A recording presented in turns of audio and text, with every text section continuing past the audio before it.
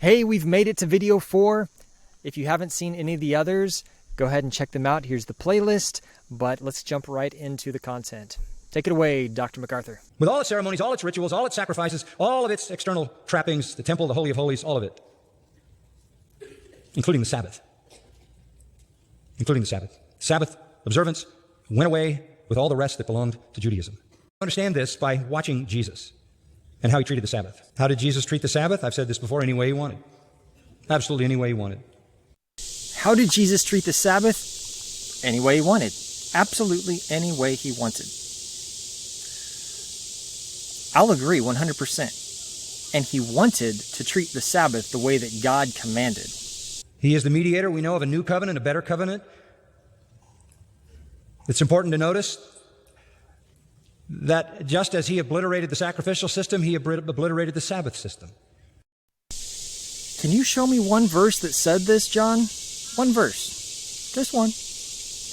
Without taking it out of context. Now, you may recall that we looked at this in specifics in Mark, but let's look at several other passages to consider this, because this is the heart of our message to you tonight. Look at Matthew 12, Matthew chapter 12.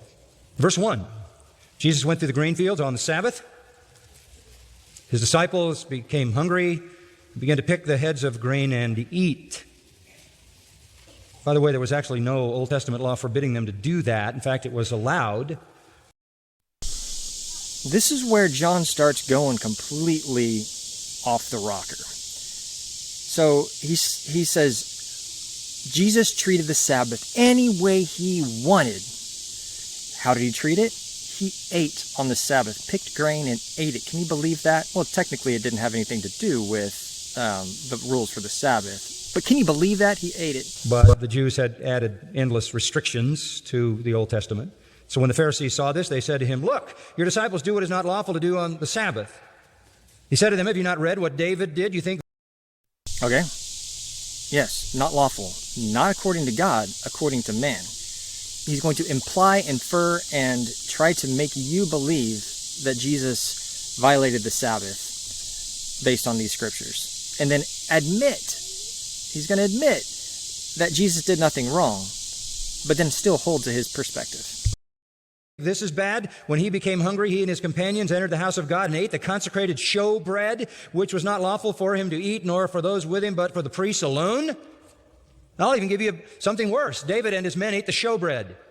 Okay, Buddy here wanted to actually make a point. He's thinking as Dr. John MacArthur is speaking, and he wanted to say something. So, Jesus didn't, he says that, I think early on, that Jesus, came to, there's a verse in the Bible that says, Jesus came to, he did not come to abolish the law, but fulfill it.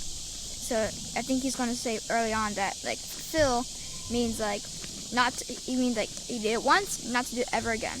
But it really means, keep on going.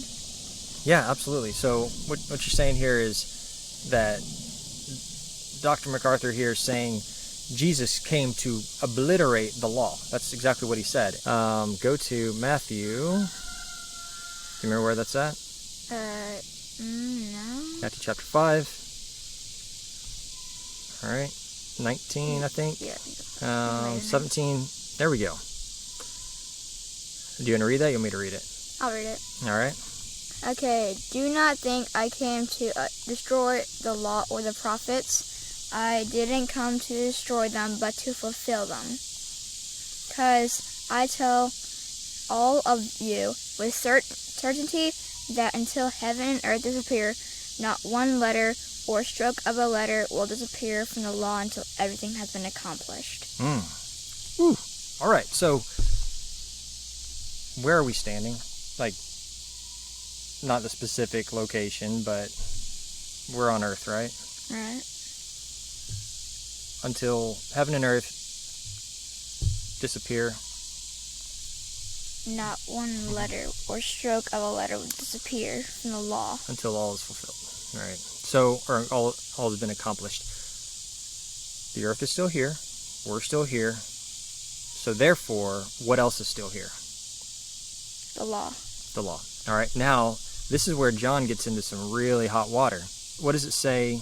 Moving on. Verse 19. Okay, so whoever sets aside one of these least commandments and teaches others to do the same, we call least in the kingdom of heaven. But whoever does them and teaches them will be called called great in the kingdom from heaven. Right. So, wait a second. John MacArthur is teaching everyone right here that God abolished the law.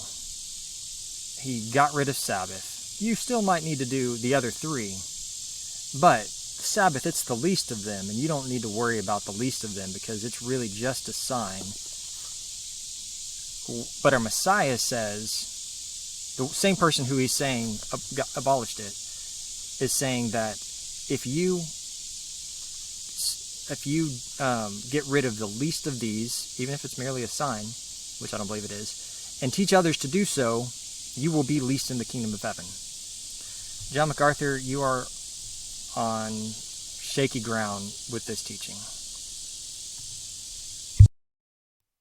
Or have you not read in the law that on the Sabbath the priests in the temple break the Sabbath and are innocent? You all make a big issue. Okay, on this part. So he's going, the priests break the Sabbath all the time, and you're telling me the Sabbath's important? So he's trying to say that Jesus was arguing the lack of importance of the Sabbath because the priests have an exemption in the actual law which make it lawful for them to do what they're doing. So that's a non-starter, John. Out of not working on the Sabbath, guess what? While you're not working, all the priests are working, carrying out all the offerings and all the sacrifices. Which reminds us that this law is not moral. It's symbolic.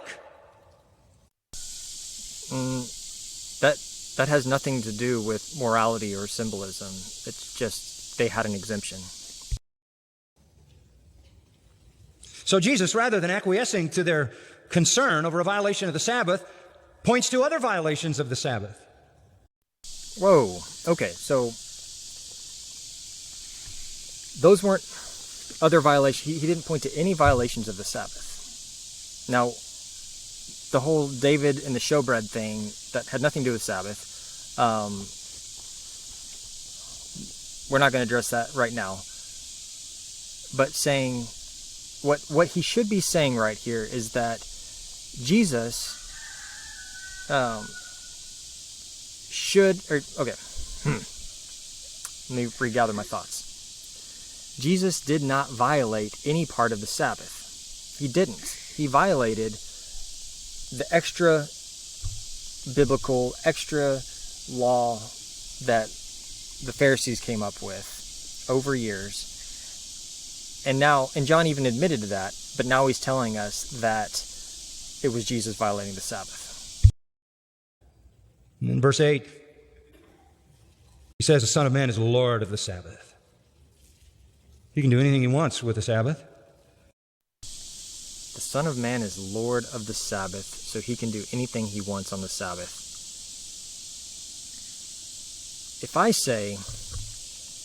If we were to say Jesus is Lord of his law, which he is, does that mean he can break his law? If being Lord of something doesn't mean you hate that thing and you don't want that thing to be there anymore. It means he is the master of the Sabbath. He's mastered it. He is in charge of it. It is his thing.